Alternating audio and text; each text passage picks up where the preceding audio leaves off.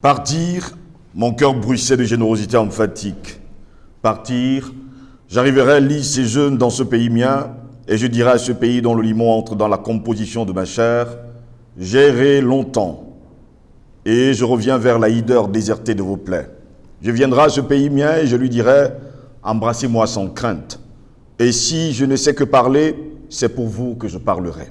Et je lui dirai encore, ma bouche sera la bouche des malheurs qui n'ont point de bouche, ma voix, la liberté de celle qui s'affaisse au cachot du désespoir. En venant, je me dirai à moi-même, et surtout mon corps aussi bien que mon âme, garde-vous de vous croiser les bras en l'attitude stérile du spectateur, car la vie n'est pas un spectacle, car une mer de douleur n'est pas un proscénium, car un homme qui crie n'est pas un ours qui pleure, et surtout qui danse. Sur ces mots de Aimé Césaire de Caïdon, retour au pays natal, mesdames, messieurs, je vous dis bonjour. Bienvenue à toutes et à tous à cette autre édition de Paroles panafricanistes où nous allons continuer à nous interroger. Et vous êtes bien sûr sur Panafricaniste TV, la chaîne de télévision des panafricanistes. Et notre sujet du jour, Burkina Faso, M30, Naba Wogbo, une autre colonne anti-française en Afrique. En tout cas, c'est notre grande interrogation du jour.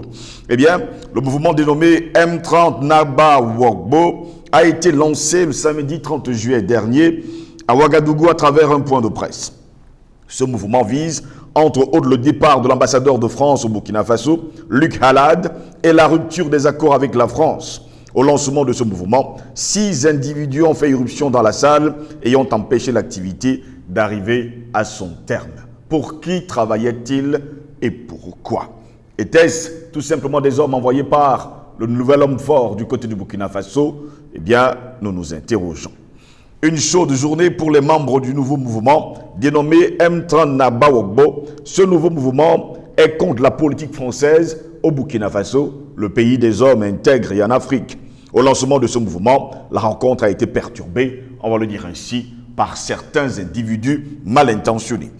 Environ 6 personnes de sexe masculin ont fait irruption dans la salle du mémorial Thomas Sankara et ont brutalisé les conférenciers pour empêcher la tenue de cette rencontre. Les conférenciers se sont dispersés sous l'irritation des individus. Pour qui travaille ce genre de gars? Pour qui travaillent ces hommes? Est-ce toujours pour la France-Afrique ou veulent toujours voir cette France-Afrique perdurer sur le continent noir? Après leur forfaiture, les perturbateurs sont repartis. Dans la foule, un des membres du mouvement a fait savoir qu'ils étaient armés d'armes blanches, à savoir de machettes. Le calme est revenu avec la présence des forces de l'ordre. Eh bien, par ailleurs, en prélude à cette rencontre, la présidente du mouvement, Yeli Monique Kam, a affirmé que beaucoup de structures leur ont fermé des portes. Nous avons eu du mal à trouver une salle. Partout où nous sommes passés, lorsqu'on a décliné l'objet, on va le dire comme ça, sur le rejet de la politique française au Burkina Faso, la salle nous a été refusée. Au Sénasa, le contrat de location de salle avait été formalisé par une lettre acceptée, suivie de paiement de l'intégralité des frais de la location et d'une caution. 2 jours après, ils nous appellent pour nous dire de venir prendre notre argent sans motif, a-t-elle indiqué. Vous comprenez donc ce qui se passe du côté du Burkina Faso. Concernant la perturbation de ce jour, elle compte déposer une plainte contre X. À noter que c'était juste après la prestation des serments des nouveaux membres, soit sur des livres saints, soit sur la terre sacrée du Burkina Faso, que la rencontre a été perturbée. Moi, Yeli Monique Kam, j'affirme mon patriotisme, mon appartenance et mon amour pour mon pays et pour tous les autres continents.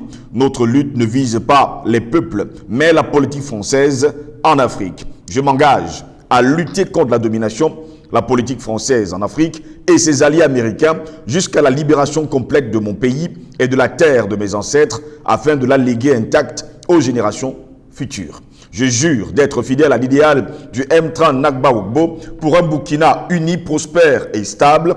Elle et ses camarades se sont prononcés ainsi samedi dernier, 30 juillet 2022. En rappel, le M30 Naba Wogbo est composé de partis politiques et des organisations de la société civile. Le mouvement appelle à lutter pour arracher l'indépendance véritable du Burkina Faso et à la création d'un État-nation. Nous sommes inspiré de la lutte de Nagba Wogbo et nous avons décidé de porter son nom. Nagba Wogbo, il faut le préciser, mesdames, messieurs, est le dernier résistant à avoir capitulé devant le colon. Il a capitulé parce qu'il y avait un déficit d'organisation structurelle, a déclaré Yeli Monique Kam. Une marche meeting pacifique est prévue pour le 12 août prochain pour réclamer le départ de l'ambassadeur de France au Burkina Faso. Voici pourquoi nous nous interrogeons. Voilà pourquoi nous nous interrogeons donc. Burkina Faso, M30 Nagba Wogbo, une autre colonne anti-française en Afrique. C'est notre grande interrogation. Pour cela, nous sommes avec Paul Ella. Il est le président de African Revival et panafricaniste. Paul Ella, bonjour, bienvenue à vous.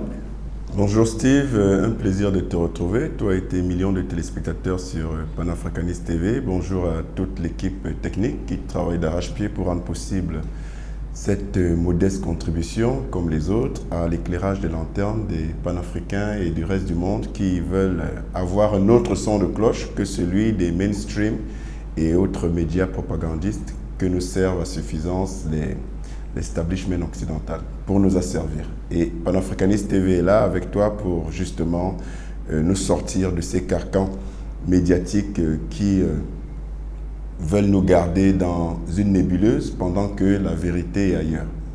Merci à vous d'être présent ce matin encore dans, on va le dire comme ça, cette autre émission de Parole panafricaniste. Vous avez suivi, comme nous d'ailleurs, on va le dire comme ça, cette organisation appelée M30 Nagba Wogbo du côté de Burkina Faso. C'était d'ailleurs ce week-end, samedi dernier, 30 juillet 2021. Leur credo, il faut le préciser, déjà il ne faut plus que l'exclusion, on va le dire comme ça, totale et entière de tous les accords avec la France et surtout que l'ambassadeur de France au Burkina Faso quitte dans les plus brefs délais le pays des hommes intègres. C'est à saluer ce genre d'initiative parce qu'elle devrait se démultiplier partout en Afrique, partout dans le monde où se trouvent des peuples noirs, puisque c'est pas moi qui vais vous rappeler, qui vais rappeler à votre bon souvenir que les peuples noirs sont depuis au moins un millénaire victimes d'agressions, de ségrégation, de mutilation, d'assassinat, d'humiliation et de toute autre sorte de griefs. Et il est de bon ton, du fait de la tentative de perpétuation de cette hégémonie diabolique qui est contre les Noirs venant de l'Occident notamment et de son impérialisme, il est de bon ton que des peuples, où qu'ils soient, des peuples noirs, où qu'ils soient, d'Afrique ou d'ailleurs, se mobilisent pour sonner le glas de cette manipulation multiséculaire, de ce mensonge, de cet avilissement et de cette prédation capitaliste occidentale.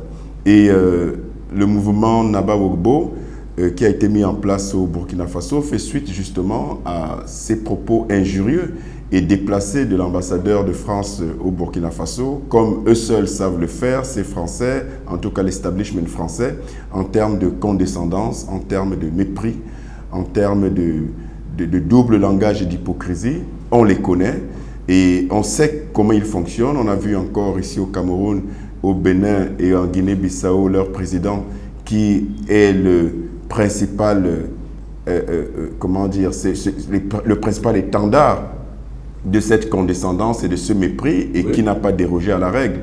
Et le fait que ce mouvement se mette en place à la suite justement de cet autre écart, ce énième écart de trop d'un ambassadeur français ou d'un représentant de l'establishment français en Afrique arrive à temps, j'ai envie de dire, et devrait se démultiplier un peu partout parce que c'est une façon concrète, pertinente de montrer le ras-le-bol des Africains par rapport à cette politique inique de la France, et notamment en l'occurrence la France-Afrique. Et nous sommes de tout cœur avec ce mouvement-là, le mouvement Nagba Wogbo, et comme vous l'avez rappelé dans votre papier, Nagba Wogbo n'est pas n'importe qui, et c'est très symbolique puisqu'il s'agit du dernier résistant contre la colonisation française. Il est décédé en 1904 et son action, il était roi de Ouagadougou et son action justement allait dans le sens de défendre les intérêts de souveraineté du Burkina Faso à l'époque Haute-Volta. Mais le pays des hommes intègres, par ce mouvement, montre bien qu'il est droit dans ses bottes et qu'il ne va laisser aucun carreau à cette France unique qui continue de faire de l'Afrique son précaré alors qu'en réalité, ça reste dans son imaginaire. Paul est là, jusqu'à preuve de contraire, on veut bien comprendre comment est-ce que chaque fois que les Africains veulent faire un mouvement ou alors faire des marches contre la France, ils trouvent justement sur leur chemin des difficultés ou alors tout simplement des autorités qui sont contre leurs assises, leur organisation ou encore leur marche. Vous-même, vous avez été victime, on va le dire comme ça, sur le triangle national camerounais et jusqu'à preuve de contraire, ils sont nombreux d'ailleurs qui m'ont appelé les Burkinabés ce week-end pour comprendre justement ce qui se trame lorsqu'on veut organiser une marche, une conférence de presse contre la France. C'est bien que, parce que j'allais le faire, c'est bien que vous ayez rappelé que j'ai, moi-même en tout cas, l'action que j'ai initiée, vous vous rappelez, le 4, qui devait se tenir le 4 juin dernier, correspondait à justement ce genre de dénonciation, c'est-à-dire des abus de la France en Afrique. Et vous vous rappelez que de façon très paradoxale, on a eu un premier accord et ensuite, quand ils ont vu, d'ailleurs ce sont nos autorités préfectorales qui nous l'ont fait savoir, quand ils ont entendu et vu l'ampleur sur les réseaux sociaux, c'est eux-mêmes qui le disent, hein, les collaborateurs du sous-préfet et lui-même, quand ils ont vu l'ampleur au niveau, après l'acceptation, quand ils ont vu l'ampleur au niveau des réseaux sociaux, ils nous disent clairement qu'ils ont paniqué et par rapport à ce que ça pouvait avoir comme impact et qu'ils ont reçu des coups de fil en haut lieu. Alors, c'est important ce que je dis, parce que ça veut dire, quelque part, dans un premier temps, on est d'accord et on reçoit des pressions et ensuite, on n'est plus d'accord pour que vous manifestiez, non pas contre vos autorités, c'est important de le préciser, mais contre une hégémonie française qui insulte les intelligences des Africains et donc qui prône l'intérêt des Camerounais, donc des Africains. Ça veut dire que même pour nos autorités, c'est important, c'est intéressant que leur population s'insurge contre toute ingérence d'un pays étranger, colonialiste par excellence, mais vous trouvez quand même le moyen de céder à leur pression à eux, c'est-à-dire de nos prédateurs qui vous demandent de ne pas laisser faire cette marche-là. Alors, quand je dis ça, pour bien montrer à quel point c'est incongru, il se trouve donc, avec ce qui s'est passé lors du lancement du mouvement M30 Naba-Wogbo, oui, que aussi à ce niveau, on a eu des individus, 6 individus, comme vous l'avez lu, qui sont intervenus avec des machettes et des armes blanches pour justement empêcher la tenue de cette... Or, c'est en principe des Africains, des Burkinabés comme les membres du M30 Naba-Wogbo, et qui sont supposés s'allier et faire coalition dans une cause par rapport à une cause qui défend les intérêts et l'intégrité donc du Burkina Faso et de tous les Burkinabés et de tous les Africains contre un impérialisme unique, contre un impérialisme capitaliste occidental et donc contre un ennemi commun. Alors, dès qu'on a dit ça, dès qu'on a pris ces deux cas, on comprend tout simplement que, et c'est juste de le rappeler, ce n'est pas parce qu'on a la peau noire, qu'on est africain, qu'on est défenseur de la cause des peuples noirs, tout simplement parce que vous avez des ennemis de l'intérieur, vous avez des laquais de l'Occident, de la France, qui n'ont cure de votre combat, malgré le fait qu'ils sont supposés appartenir à votre pays et donc subir les mêmes affres de la part de ce colonisateur invétéré qu'est la France et l'Occident en général, oui, mais ils ont des mandants extérieurs qui s'assurent qu'ils font le travail et ils empêchent justement les révolutions africaines d'avoir cours. On les connaît dans les peuples, là encore ce sont des individus anonymes, on va dire, mais on connaît des dirigeants en haut lieu qui ne se cachent pas d'être les valets de la France et qui s'en réclament même et qui l'assument. Donc ce n'est pas étonnant, tant que nous mènerons des combats, il y aura toujours des infiltrés, des ennemis de l'intérieur, des gens qui ne cacheront pas qu'ils sont contre nos combats, bien qu'ils soient africains d'apparence.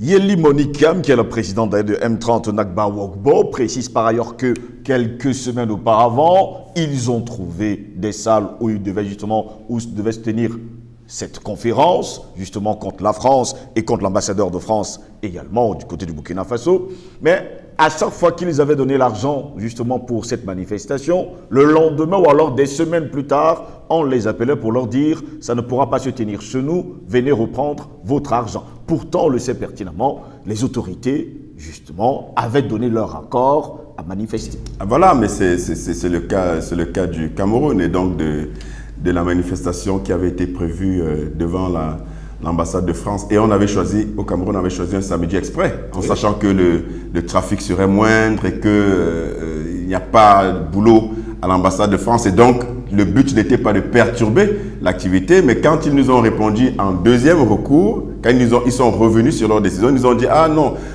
finalement, on a changé d'avis. » Attention, pour nous, ils n'ont pas refusé formellement, hein. C'est-à-dire ils n'ont pas dit non. Ils avaient dit oui pour le lieu, dans un premier temps. Ensuite, après avoir vu l'effervescence au niveau des réseaux sociaux, ils ne nous cachent pas qu'ils ont paniqué un peu et qu'ils ont eu des pressions. Et ils nous disent, pour ne pas se dédire, parce que ça aurait été, ne pas se dédire complètement, ça aurait été un peu ridicule, de dire oui tout de suite et non. Ils disent non, en fait, ce n'est pas qu'on refuse, mais changer de lieu. Mais quand on change de lieu, ça n'a plus la même symbolique. Exactement. Mais changer de lieu, ça veut dire refaire une demande et selon la législation camerounaise, il faut 8 jours, 7 ou 8 jours avant d'avoir une réponse. Donc, en fait, ça ne pouvait plus se tenir ce jour-là. Et donc, on a bien compris que c'était une manœuvre.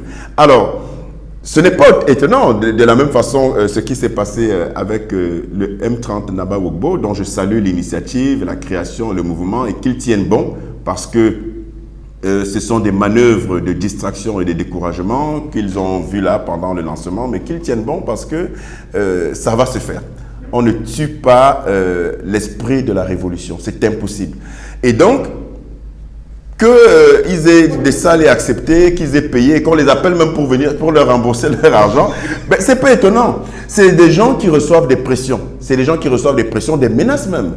C'est-à-dire que sûrement ceux qui, les responsables des salles qui avaient accepté la tenue du lancement du M30 Naba Wogbo pour la libération totale de la France et l'exclusion, du Burkina Faso de la France, la libération du Burkina Faso de l'hégémonie française et donc l'expulsion également de l'ambassadeur français après ses propos déplacés.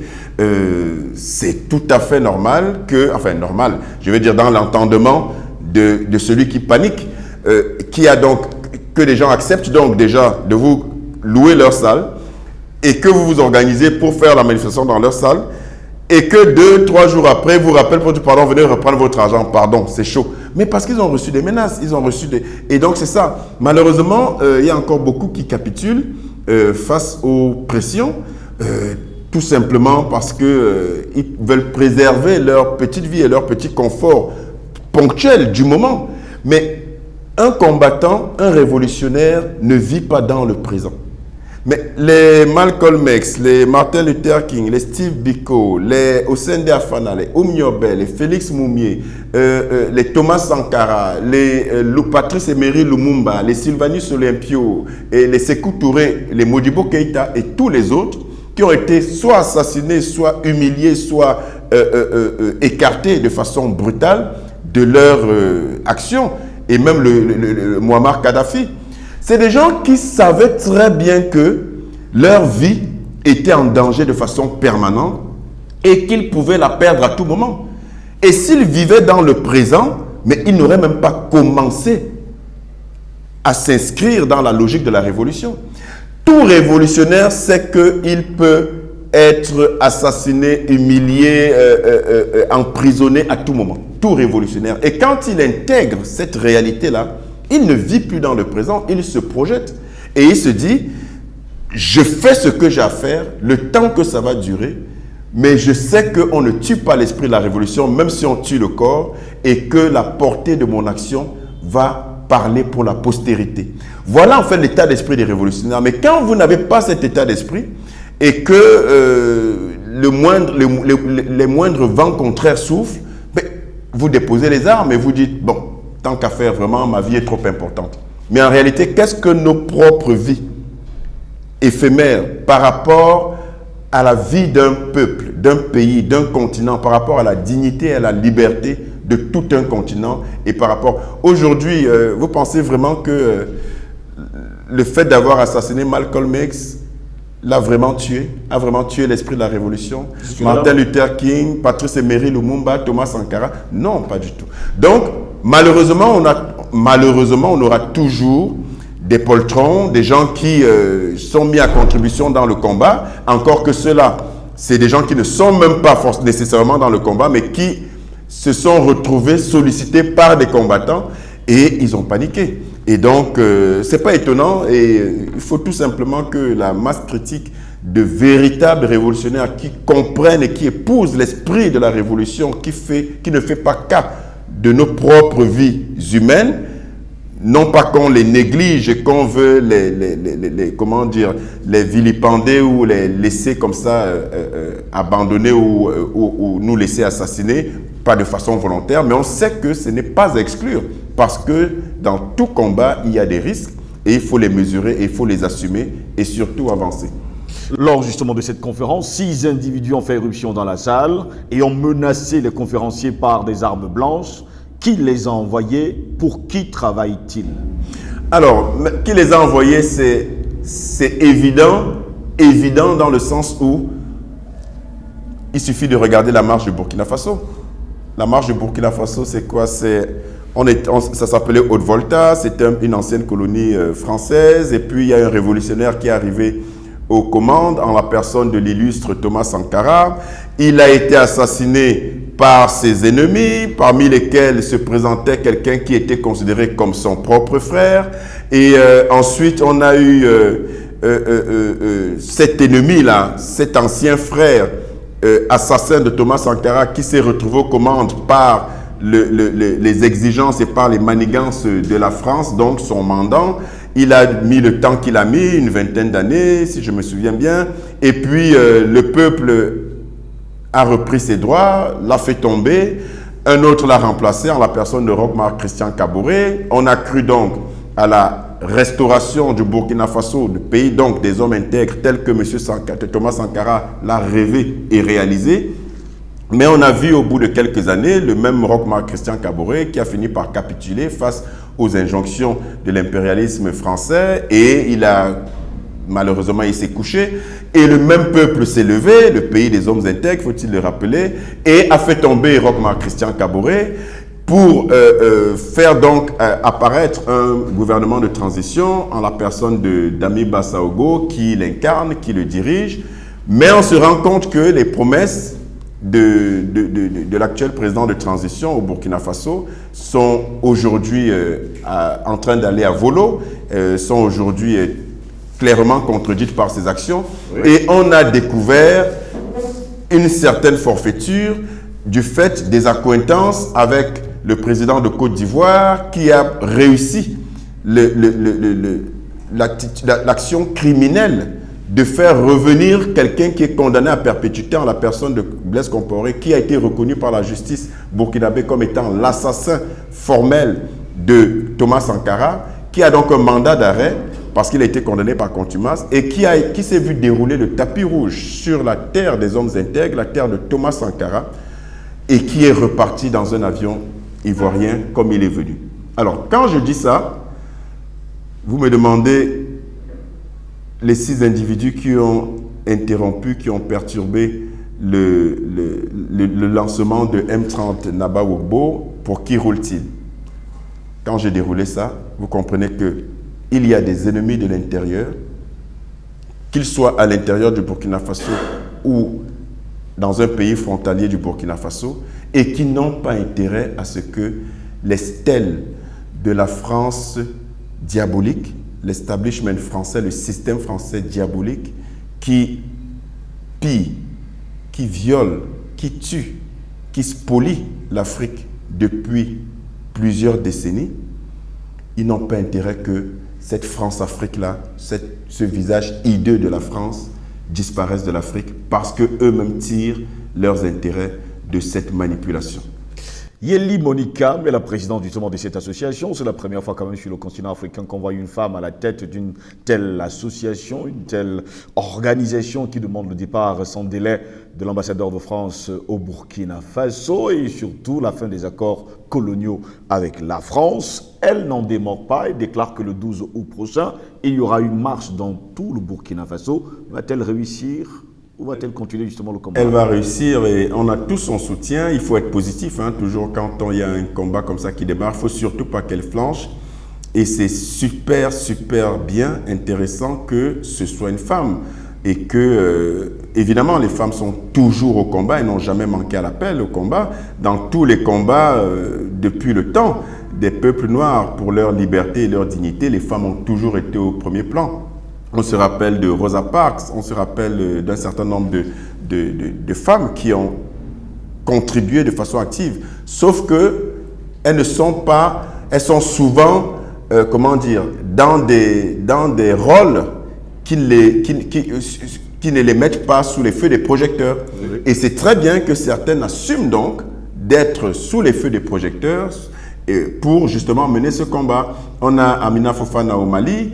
On a maintenant, vous avez dit Yeli Monique, voilà, Yeli Monica, et c'est très bien. Elle a tous nos encouragements. Nous lui disons que nous sommes de tout cœur avec elle et avec le M30 Naba Wogbo, que tous les Camerounais, tous les panafricanistes, tous les Africains épris de liberté qui combattent pour la dignité des peuples noirs ne la lâcheront pas tant qu'elle sera au front et tant qu'elle tiendra bon. C'est une très bonne chose et j'espère que plusieurs femmes encore aux quatre coins du monde, pour la cause des Noirs, prendront les devants parce que vous savez que si vous lancez un mouvement et que votre mouvement est pertinent et que j'ai envie de vous suivre et qu'une femme lance un mouvement et c'est le même mouvement et c'est la même action et que j'ai envie de la suivre, je suivrai d'abord la femme plutôt que vous. Donc les femmes ont une capacité de rassemblement qui est beaucoup plus forte et c'est tant mieux si elles peuvent prendre les devants comme ça à chaque fois. Merci à vous Paul d'avoir été d'un autre. Merci. Mesdames, Messieurs, c'est ici que s'achève cette autre édition de Parole au Panafricanisme sur Panafricaniste TV. Au plaisir de vous retrouver très prochainement. Bonne journée à toutes et à tous.